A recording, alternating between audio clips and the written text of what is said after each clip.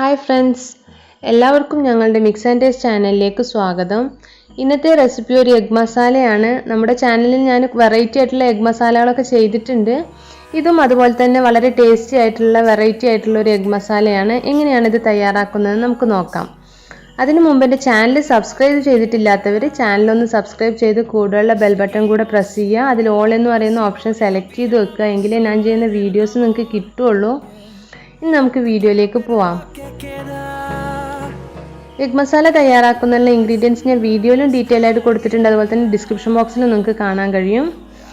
ഞാനിവിടെ എഗ് മസാല തയ്യാറാക്കുന്നതിന് 6 മുട്ട പുഴുങ്ങി എടുത്തിട്ടുണ്ട്. അതുപോലെ തന്നെ ഒരു എഗ്ഗ് ജസ്റ്റ് ഒന്ന് ബീറ്റ് ചെയ്ത് വെച്ചിട്ടുണ്ട്.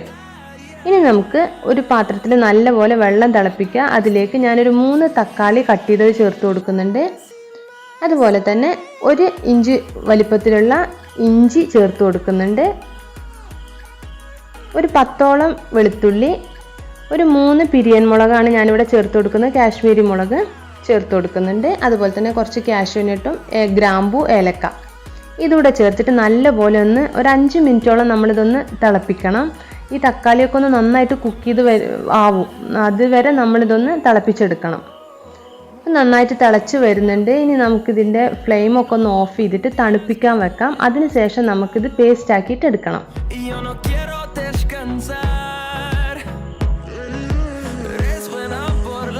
ഇപ്പം തണുത്തതിന് ശേഷം ഞാനിതിവിടെ പേസ്റ്റൊക്കെ തയ്യാറാക്കി വെച്ചിട്ടുണ്ട്.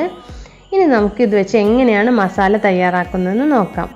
അതിന് വേണ്ടിയിട്ട് ഞാനൊരു പാൻ ചൂടാക്കി അതിൽ ആവശ്യത്തിന് കുക്കിംഗ് ഓയിലൊക്കെ ഒഴിച്ചു കൊടുത്തിട്ട് എണ്ണ ചൂടായി വരുമ്പോൾ ഞാനിതിലേക്ക് 2 ബേ ലീഫ് ചേർത്ത് കൊടുക്കുന്നുണ്ട്. അതിന് ശേഷം ഞാനിവിടെ 3 വലിയ ഉള്ളിയാണ് ഞാൻ എടുത്തിട്ടുള്ളത്. അത് ചെറുതായിട്ട് അരിഞ്ഞിട്ടുണ്ട്. അത് ചേർത്ത് കൊടുക്കുക. എന്നിട്ട് നല്ലപോലെ ഒന്ന് വഴറ്റി എടുക്കണം. വഴറ്റിയതിന് ശേഷം ഞാനിതിലേക്ക് നമ്മളിവിടെ അരച്ച് വെച്ചിട്ടുള്ള പേസ്റ്റ് അതൊന്ന് ചേർത്ത് കൊടുക്കുന്നുണ്ട്. അത് ചേർത്തിട്ട് എണ്ണ തെളിഞ്ഞു വരുന്നത് വരെ നമ്മളിതൊന്ന് കുക്ക് ചെയ്തെടുക്കണം. ഇപ്പോൾ സൈഡിലൊക്കെ എണ്ണ തെളിഞ്ഞു വരുന്നുണ്ട്. ഇനി ഞാനിതിലേക്ക് മസാലപ്പൊടികൾ ചേർത്ത് കൊടുക്കുകയാണ്.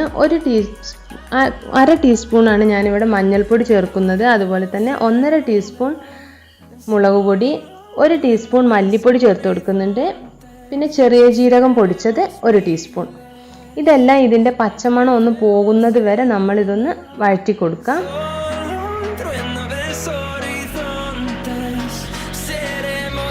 ഇനി ഞാനിതിലേക്ക് 1 കപ്പ് വെള്ളം ഒഴിച്ചു കൊടുക്കുന്നുണ്ട്.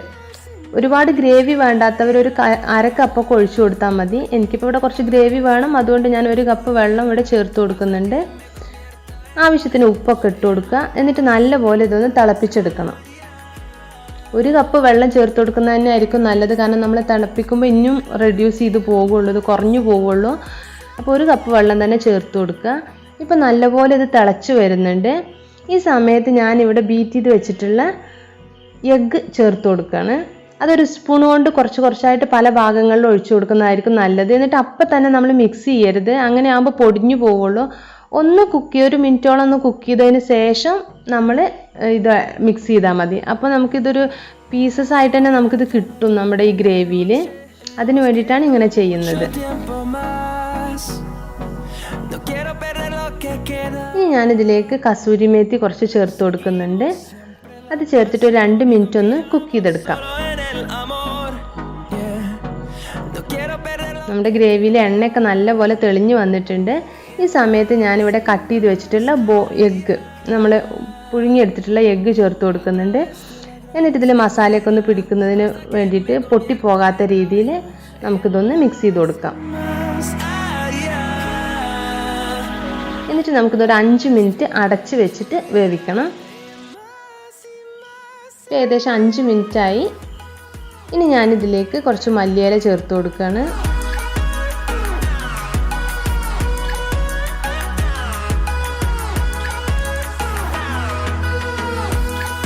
ലാസ്റ്റായിട്ട് ഞാനിതിൽ 2 പച്ചമുളക് ഒന്ന് കട്ട് ചെയ്തിട്ട് ചേർത്ത് കൊടുക്കുന്നുണ്ട്. ഇത് തീർത്തും ഓപ്ഷണലാണ് കേട്ടോ, വേണമെങ്കിൽ ചെയ്താൽ മതി. നല്ല ടേസ്റ്റ് ആയിരിക്കും. ഞാൻ അതുകൊണ്ട് ചേർത്ത് കൊടുത്തു. അതുപോലെ തന്നെ കുറച്ച് ബട്ടർ കൂടെ ചേർത്ത് കൊടുക്കുന്നുണ്ട്. ബട്ടർ ഉണ്ടെങ്കിൽ ചേർത്ത് കൊടുക്കാൻ നല്ല ടേസ്റ്റും മണവും ഒക്കെ ഉണ്ടാവും ബട്ടർ ചേർത്ത് കൊടുത്താൽ.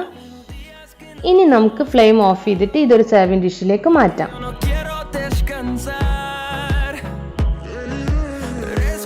നമ്മുടെ എഗ് മസാല ഇവിടെ റെഡി ആയിട്ട് കിട്ടിയിട്ടുണ്ട്. വളരെ നന്നായിട്ട് നല്ല ടേസ്റ്റാണ്, അതുപോലെ തന്നെ വെറൈറ്റിയുമാണ്.